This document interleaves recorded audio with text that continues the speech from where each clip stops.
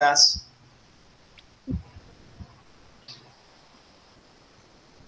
Hola, Mauro.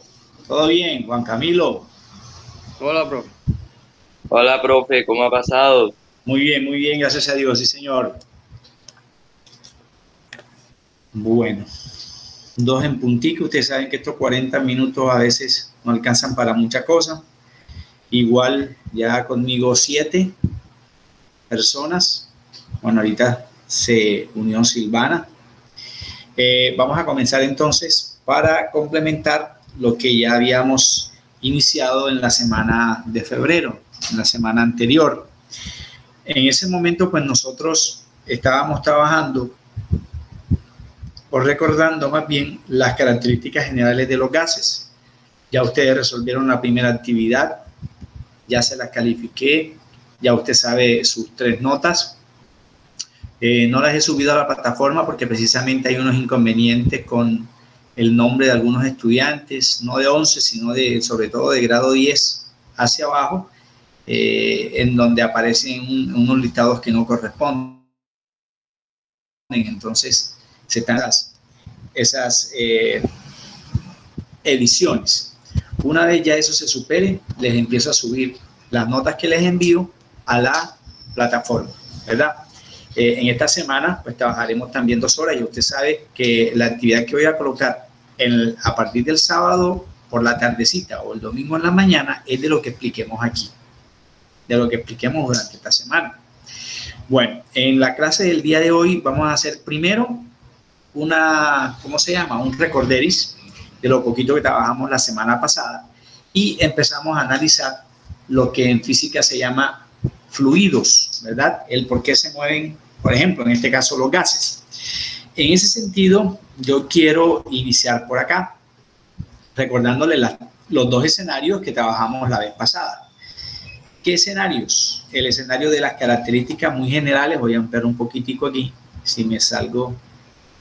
Bueno, ahí las características de los gases, estuvimos hablando de la densidad, estuvimos hablando de que se mezclan fácilmente, o sea, se difunden un gas en otro o en otros, que tanto la forma como el volumen en un gas son indefinidos y que para poder hablar de esa forma y de ese volumen, tomábamos como referencia el recipiente que los contenía.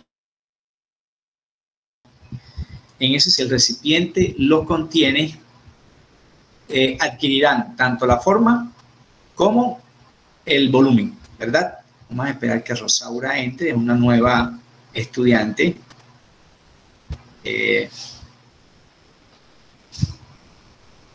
Rosaura, buenas tardes y bienvenida. ¿Cómo estás? Hola, profe, bien, gracias. ¿Y usted? Muy bien, gracias a Dios, Rosaura. Te voy a agradecer algo, Rosaura.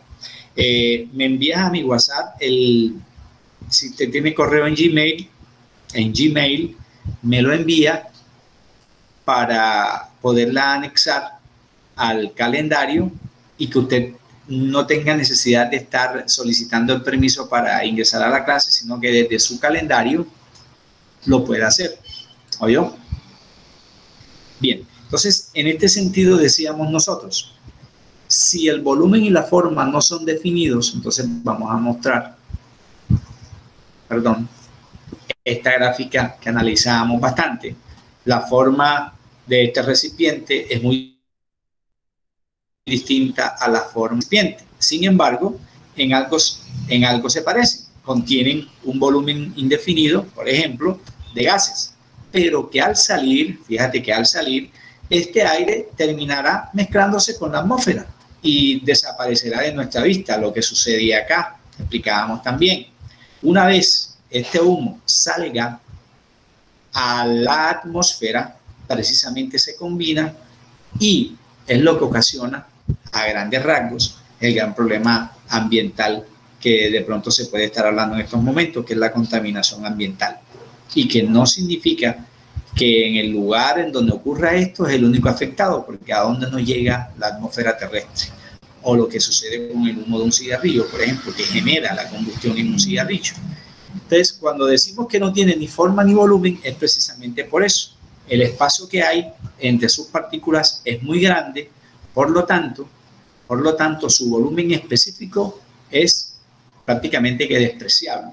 Entonces, si aquí me dicen, por ejemplo, en este desodorante, en este splash, me dicen que hay 300 centímetros cúbicos, entonces 300 centímetros cúbicos existirá aquí de gas. En este caso, pues el sistema está cerrado, pero una vez lo activemos, lo explicábamos la vez pasada, que hagamos presión sobre el émbolo, esa fuerza se extiende a través de la manguerita que tiene menos calibre y ejerce la fuerza sobre el líquido y ese líquido termina saliendo, ¿verdad? O lo que sucede aquí con el calentamiento que decíamos. Por eso, dentro de las características principales de los gases, nosotros nos centramos muchísimo la vez pasada en mencionar esto, del volumen y de la forma que son indefinidos y obviamente de las densidades. Toda densidad en un gas es menor que en un líquido. Pero si esas características van de acuerdo con las propiedades y que las vamos a empezar a trabajar a partir de hoy ya con un valor específico, hablábamos de volumen, que no entiendo por qué siguen.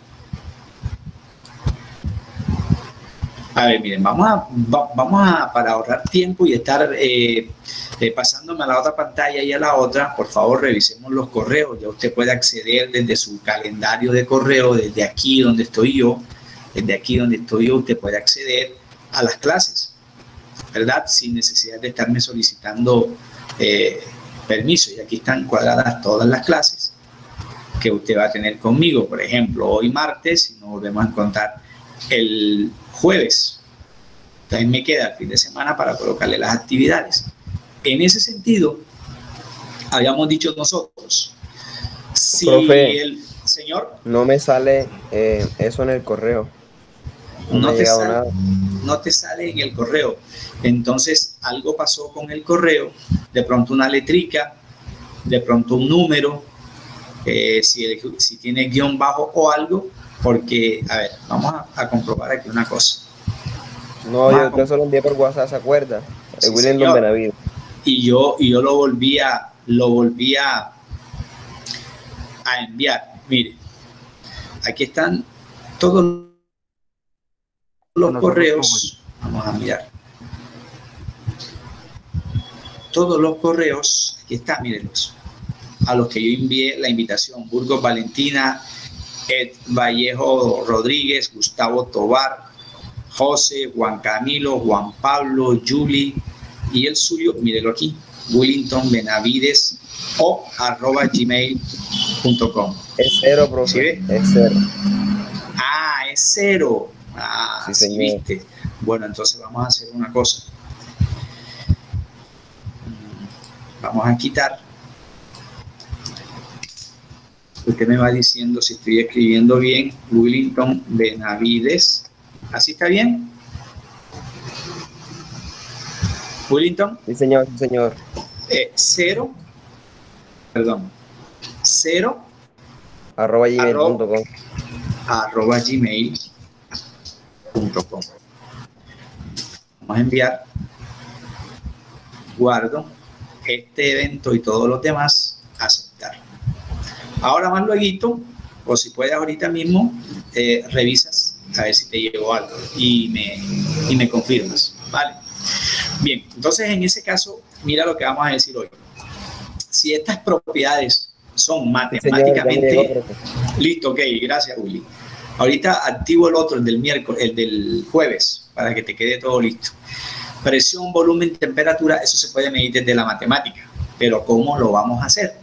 Lo vamos a hacer utilizando unos procesos en donde voy a necesitar mucho de su colaboración desde el punto de vista matemático para interpretar si la relación es directa, si la relación es inversamente proporcional, y yo pueda establecer si una gráfica, por ejemplo, de una de estas leyes que están aquí, que tienen a veces nombres raros, como la ley de las presiones parciales, ley general de los gases, ley de Gay-Lussac, Bra-Bra-Brebri, vamos a empezar de abajo hacia arriba, porque estas últimas es la, por decirlo de una manera, es la acumulación de las primeritas. Entonces, lo que vamos a mirar a partir de hoy es, con unos esquemas que les voy a mostrar, para que tengamos en cuenta que eso sí sucede en mi cuerpo. Voy a buscar aquí lo que en biología me hablan de los movimientos de la respiración. De la respiración en nosotros, los seres humanos. ¿Y en qué se parece eso a lo que estamos trabajando y a lo que vamos a trabajar hoy en química de gases? Todos sabemos que nuestros pulmones, ¿verdad? Voy a ampliar aquí. Nuestros pulmones están protegidos por unos huesos. Esos huesos en biología me dicen que se llaman caja torácica, ¿verdad? Porque está precisamente aquí, en el tórax. Pero que en momentos Dios no lo quiera, o Dios nos guarde, un accidente de tránsito, o yo esté jugando de estos deportes extremos y me golpeen muy fuerte con una pelota en el pecho, por ejemplo, o me caiga en un juego o en un accidente, como les comentaba, cualquiera de esas costillas que se fracture me puede perforar cualquiera de los dos pulmones que tenemos, o incluso un órgano que esté a su alrededor.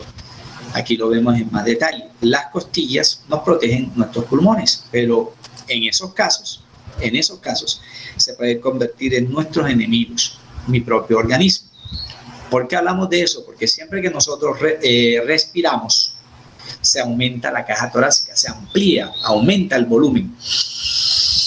Hacemos esto, pues nuestros pulmones se hinchan, se inflaman, se llenan de oxígeno, pero al interior de nuestro cuerpo sucede con respecto a la presión un efecto contrario, muy distinto, obviamente, cuando expulsamos ese aire contenido.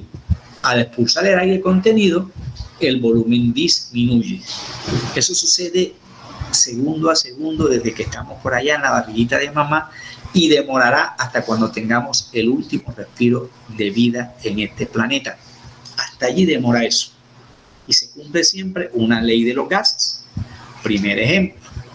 Segundo ejemplo.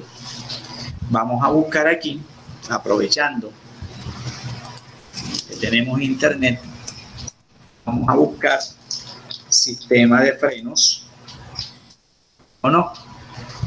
Vamos a buscar aquí jeringas, porque está de moda ahorita, jeringas hipodérmicas, por la cuestión del virus, ¿cierto?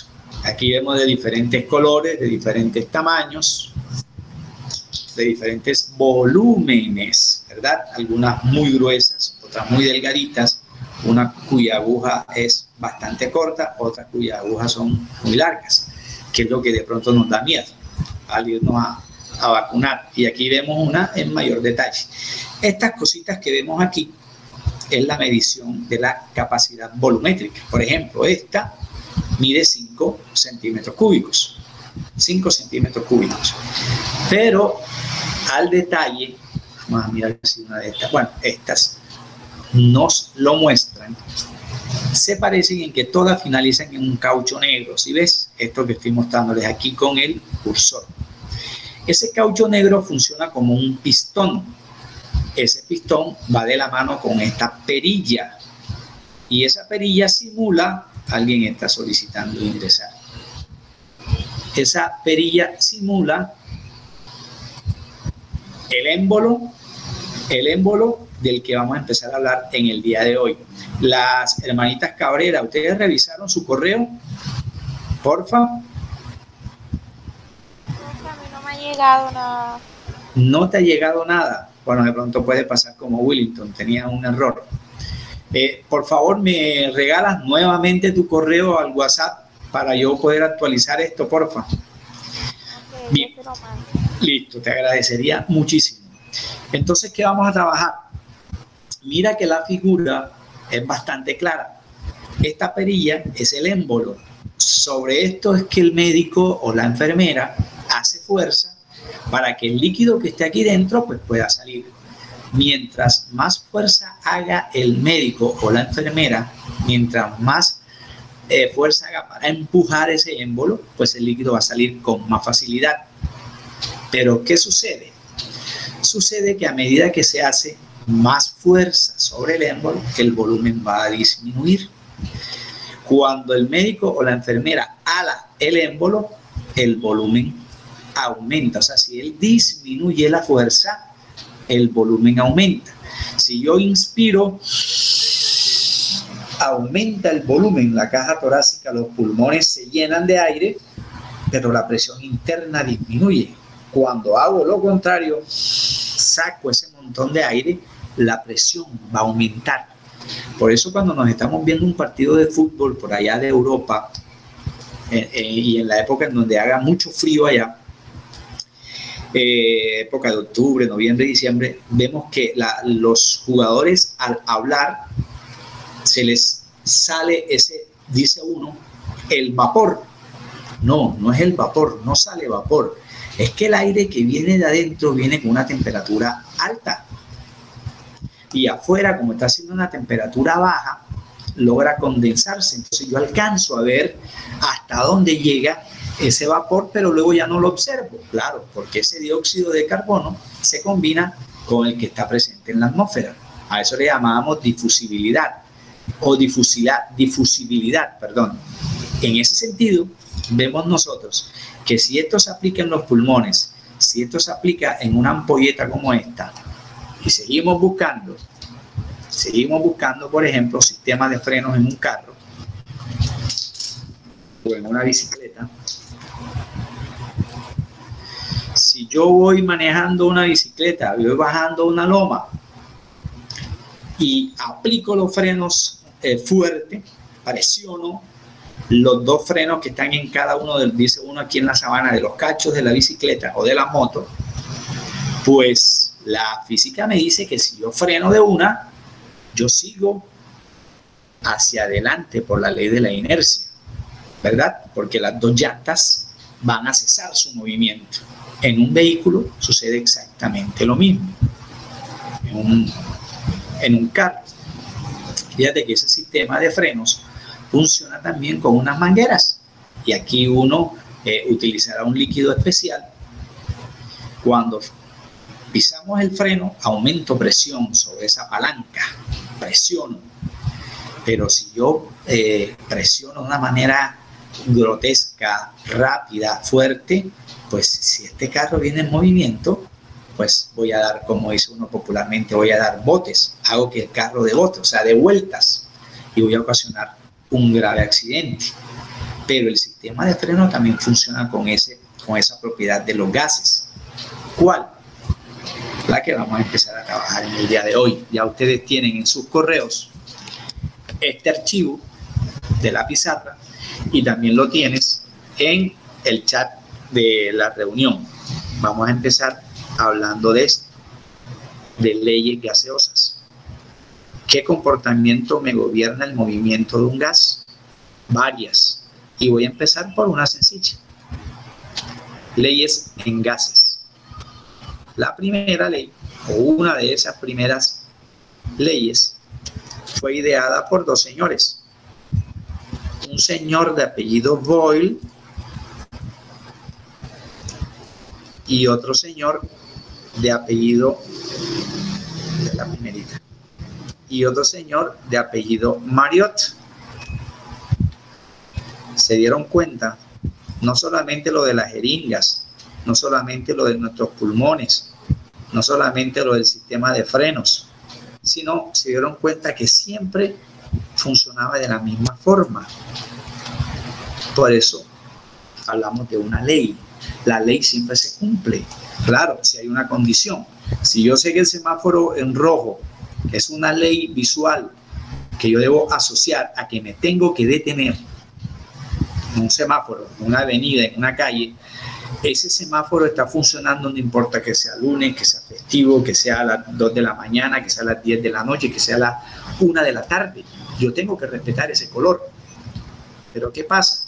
Son las 3 de la mañana y voy en la moto y yo pienso que no, está en rojo, no, hombre, eso no viene nadie, son las 3 de la mañana, hágale. Yo no sé si en realidad viene alguien que va a trabajar a esa hora. Y ya, desconociendo esa ley visual, estoy ocasionando un gran problema. Y en esa ley, la primera que vamos a ver hoy, hay una condición para que suceda. Esa condición lo llaman ustedes los matemáticos sí y solo sí. Acá nosotros le vamos a llamar a eso condición constante.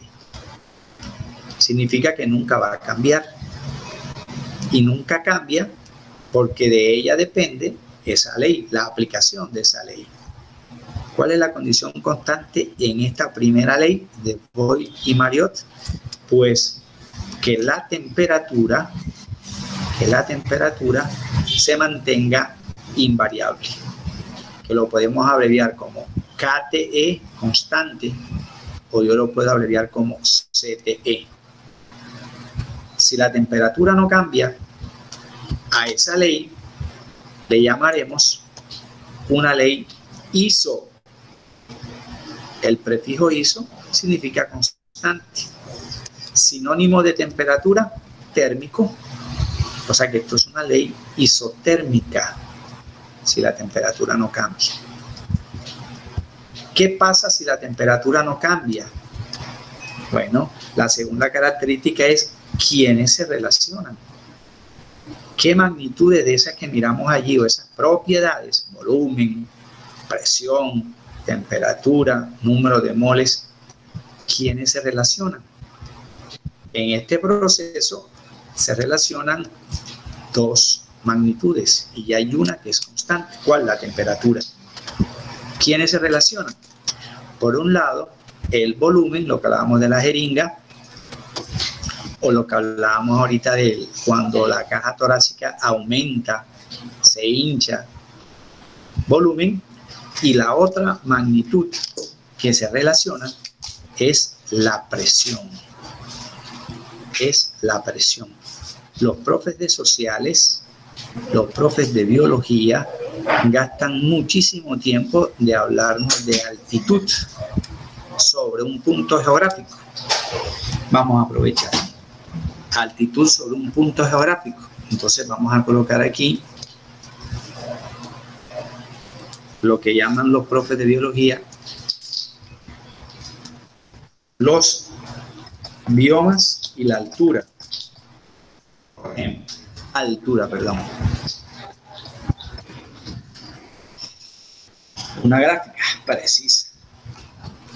Bueno, vamos a ampliarla aquí para que hay veces que uno amplía, da clic y lo llevan a otro. Supongamos lo siguiente. Mira que aquí me están hablando de una altura y esa altura está medida en centímetros, pero también cae cierto contenido de agua. Sin embargo, ¿qué notamos? Que aquí empiezan a cambiar los nombres y también empiezan a cambiar las alturas. Aquí vemos lo mismo. Aquí vemos lo mismo. Y uno pretende aprenderse en biología que de 200 a 1000 se llama desierto, que de 1000 a 1000 no sé cuánto, pastizal. Y uno cree que aprendiéndose eso, ya uno sabe biología, y ya uno sabe sociales, y ya uno sabe latitudes. No, eso no me sirve absolutamente para nada si yo no lo asocio con unas leyes que operan según el comportamiento de los gases. Mientras más arriba estemos nosotros, por ejemplo, aquí donde hay el hielo polar, polo norte, mientras más alto lleguemos nosotros, se supone que precisamente vamos a estar por encima de cierto valor. Si yo hablo de la altura de Coveñas y si hablo de la altura de Monserrate en Bogotá, o si tenemos este esquema que estamos viendo, o este, el que tú quieras, se cumple exactamente lo mismo, el que tú quieras. Hielos perpetuos y demás. Se cumple que por cada altitud que usted escale, la cantidad de oxígeno allá en este punto alto, por ejemplo, donde está la manito, donde están los hielos perpetuos, la cantidad de oxígeno allá disminuye en comparación con el bioma menos alto. En este caso, estaríamos relacionados con el bosque seco en algunas zonas o desiertos en otras. Hay menos oxígeno aquí arriba que aquí abajo. Razón: toda la presión atmosférica que cae aquí, todos esos metros que hay de altura, todos esos metros que hay de altura según cierta posición, me van a afectar no solamente en qué tipo de plantas habitan allí o qué tipo de animales podemos encontrar en los hielos perpetuos a comparación de un desierto, porque en el desierto vegetación es casi nula y en el polo norte pues la vegetación también es mínima. En cambio, si nos vamos a la zona ecuatorial, por decir algo, en la zona ecuatorial, ya allí los biomas son mucho más habitables, hay mucha más población, hay mucha más diversidad, por decirlo de una manera. Entonces, en biología nos enseñan que según la altura sobre el nivel del mar, así será la flora y la fauna. ¿Qué tiene que ver eso con la primera ley que estamos viendo? Muchísimo. Por lo siguiente, resulta que a mayor volumen, menos presión. A mayor volumen, menos presión. O sea que si a mí me dicen que aquí, con respecto a aquí, ¿qué le puede pasar a los pulmones de un alpinista? Aquí, al llegar a la parte más alta de un monte, con respecto a la capacidad pulmonar aquí, a la altura de Coveñas o de Tolú, por ejemplo. ¿Qué puede suceder aquí? Aquí arriba hay menos presión atmosférica que aquí abajo, ¿cierto? Entonces, los señores Boyle y Marriott, ¿qué encontraron? No lo voy a decir yo, vamos a buscar aquí en internet. Vamos a buscar ley de Boyle y Marriott.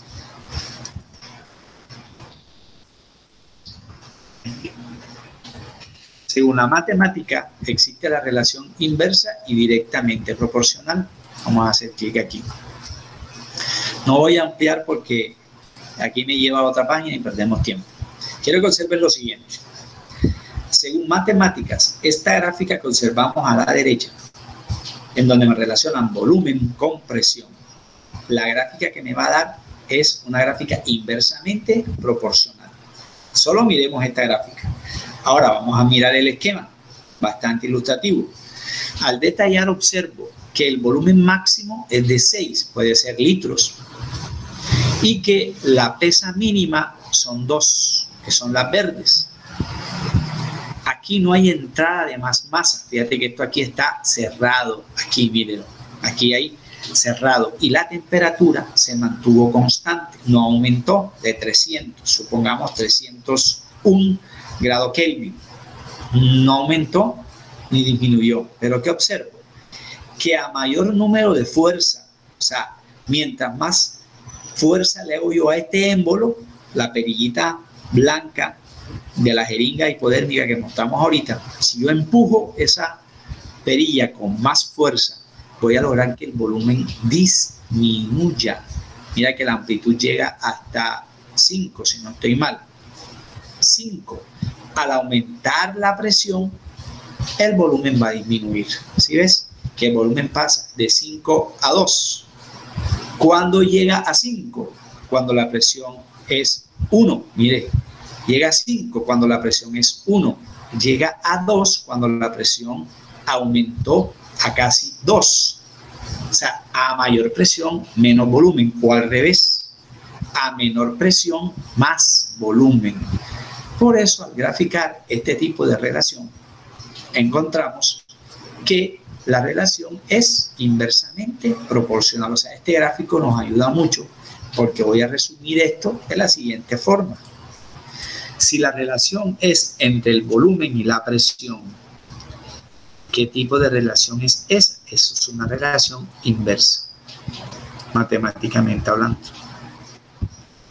Inversa. Mientras más fuerza, el recipiente disminuye su capacidad, el volumen, ¿verdad? Es inversa.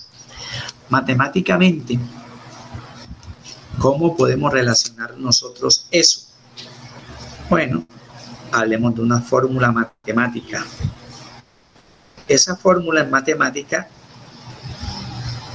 está organizada de la siguiente manera. Si yo comparo volumen con respecto a la presión. Y mirando nuevamente el esquemita este que mostramos, a mayor volumen, menos presión. O al revés, a mayor presión, menos volumen.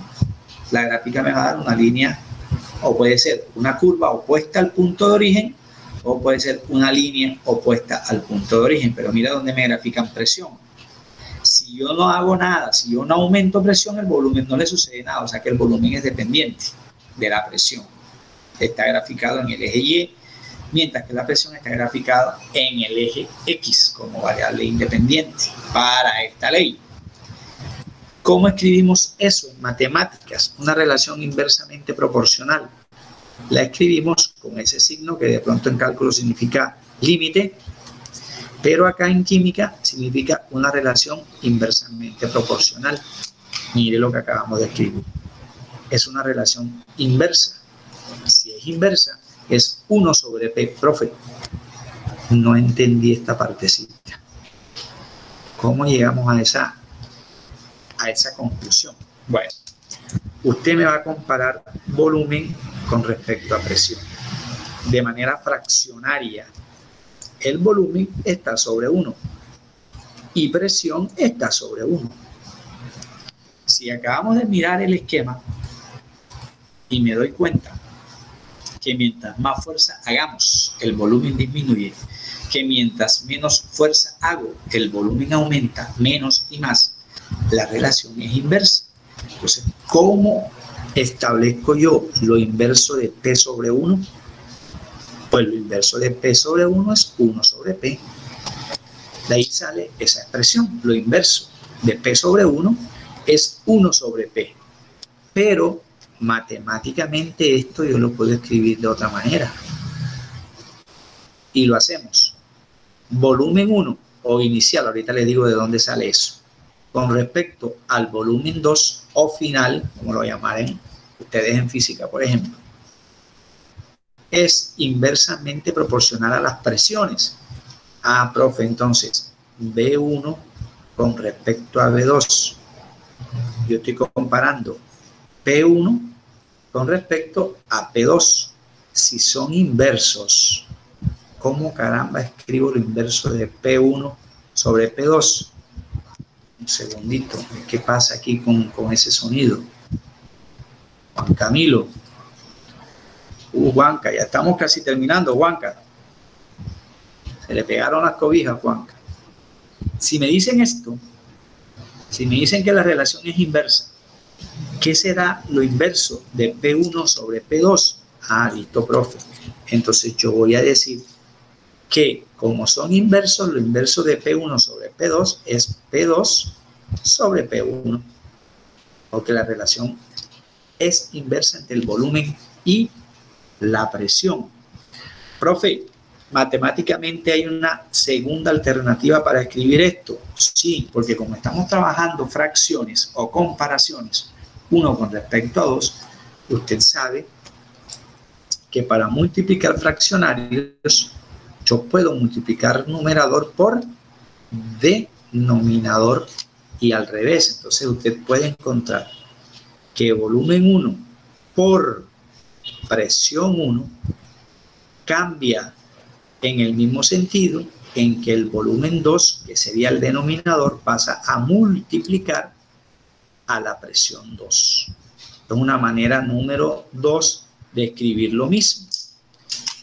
Multiplicar, porque estamos multiplicando fracciones. O sea que, o bien sea de aquí, o bien sea de aquí, yo puedo, como dicen ustedes los matemáticos, despejar. B no es velocidad, B es volumen. Despejar de aquí 4 posibilidades. Volumen 1 y 2, presión 1 y presión 2. Recuerde que esto es inverso.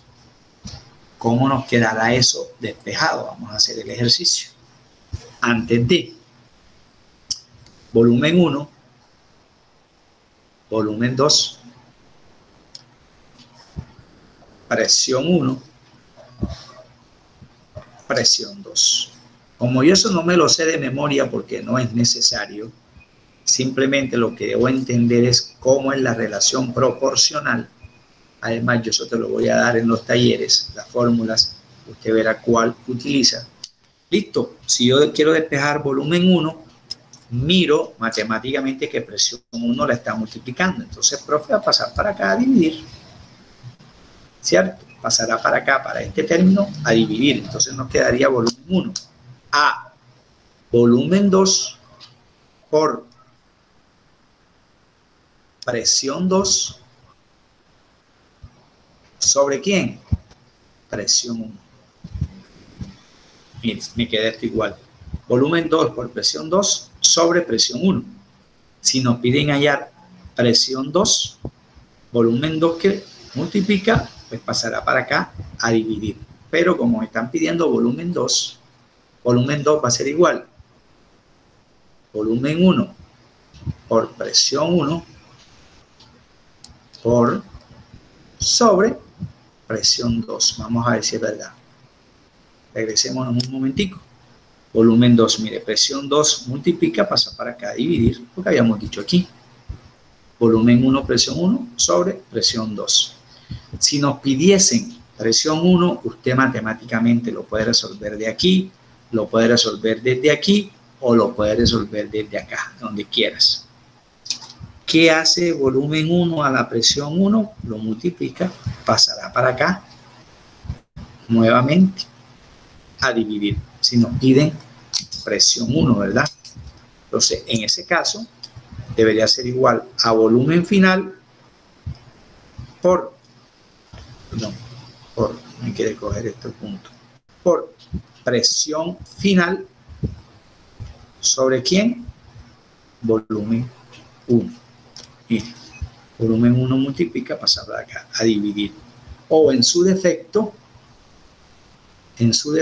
si nos pidiesen presión 2, al revés, volumen 1 por presión 1 sobre, están pidiendo presión 2, volumen 1 por presión 1 sobre volumen 2. Volumen 2. Matemáticamente aquí no hay mucha cosa que patalear, porque usted va a decir, si me piden en volumen, pues las unidades de las presiones deben estar iguales para poderlas cancelar y me quedan unidades de litros, ya sea el 1 o el 2. Si me piden presión, los volúmenes en unidades tienen que ser iguales para poderlos cancelar. Se cancelan, me quedará la unidad de presión, tanto para la 1 como para la 2. Profe, ¿de dónde sale ese 1 y de dónde sale ese 2? Resulta que Boyle y Marriott dijeron, bueno, yo tengo dos recipientes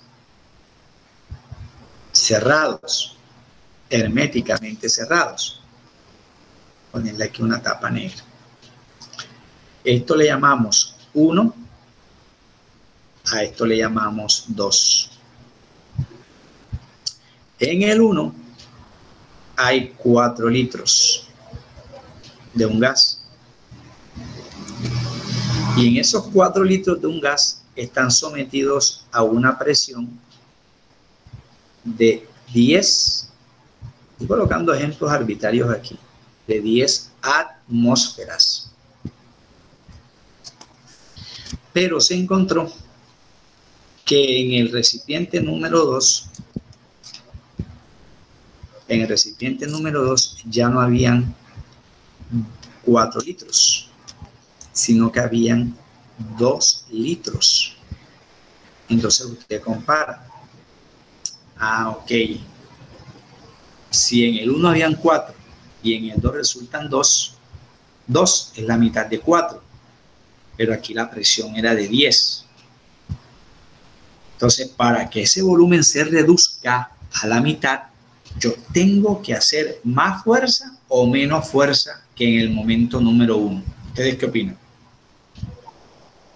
En el número, claro, sí señor, tengo que empujar con más fuerza para lograr que este volumen disminuya. ¿Y con qué tanta fuerza tengo que hacerla? Aquí yo tengo que, sí señor, multiplicar por 2, ¿verdad? El duplo, que es lo inverso de la mitad.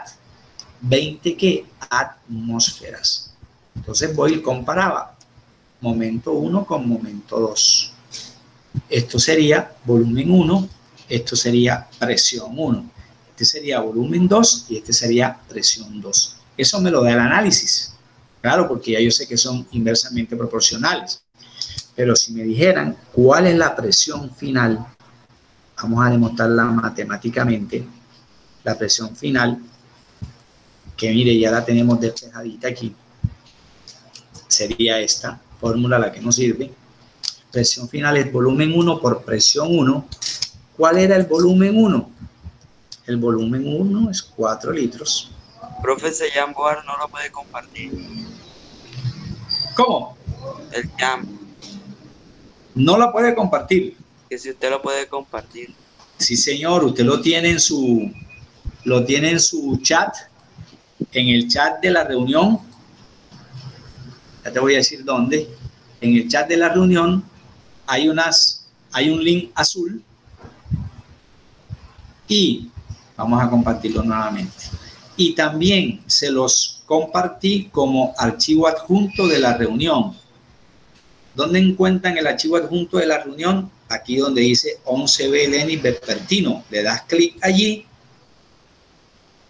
te vas a archivos adjuntos y allí también tienes el Jam, la pizarra donde estamos escribiendo. Ok, sí señor. Entonces, para terminar, porque sé que tienen clase, yo también tengo con otro curso. Presión 1 era 4 litros, falso profe, volumen 1. ¿Cuál es la presión 1? 10 atmósferas. 10 atmósferas. Sobre, voy a demostrar presión 2. Sobre volumen 2. ¿Cuál es el volumen 2? 2 litros. Matemáticamente, usted sabe que litro que multiplica y litro que divide se cancelan. 4 por 10, 40. Entre 2 a 20. Bárbaro. No hay necesidad de hacer eso. Mi análisis me lo dice que la relación es inversamente proporcional. Entonces, ya sea desde el punto de vista matemático, si despejo, multiplico y cancelo, se acabó, o desde el punto de vista analítico, yo puedo llegar a la misma conclusión. ¿Sí ves? Ya me le robé 3 minuticos. Para la próxima clase vamos a seguir analizando no solamente otros ejercicios, sino una tabla y la gráfica respectiva, a ver si es verdad que la gráfica me dice lo que me estaba diciendo el esquema, que la gráfica siempre me va a dar así. Vamos a comprobar eso con unos ejercicios adicionales. Bueno, chicos, les agradezco muchísimo su tiempo. Que mi Dios me lo siga bendiciendo y cuídense, por favor. Gracias, no salgan de no ser necesario. Sí, señor. Nos vemos. Chao, profe, que esté bien. Ok, igualmente. Chao, profe. Chao, chao. Chao. Chao, profe, muchas gracias.